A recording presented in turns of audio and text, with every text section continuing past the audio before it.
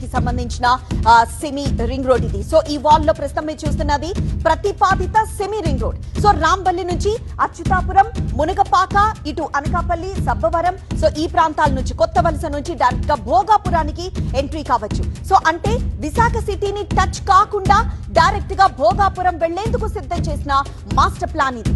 Semi ring road ఎక్కడా కూడా జాతీయ రహదారిని టచ్ చేయకుండా అనకాపల్లి జిల్లా రాంబిల్లి పారిశ్రామిక ప్రాంతం నుంచి నేరుగా విశాఖ జిల్లా భీమిల్ని టచ్ చేస్తూ విజయనగరం జిల్లా భోగాపురం వెళ్లేలా ఈ ప్రణాళికని సిద్ధం చేశారు. సో దాదాపు మొత్తం 103 కిలోమీటర్ల పొడవు ఉందని అంచనా వేస్తున్నారు.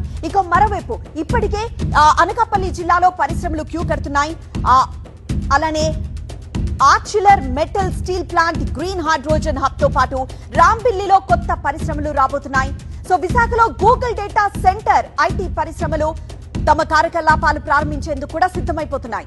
భోగాపురం ఇంటర్నేషనల్ ఎయిర్పోర్ట్ ఈ జూన్ కల్లా ప్రారంభించేందుకు శరవేగంగా పనులు జరుగుతున్నాయి. వీటన్నింటినీ కలుపుతూ మెగా సిటీ చేయాలన్నది ప్రభుత్వ ఆలోచన.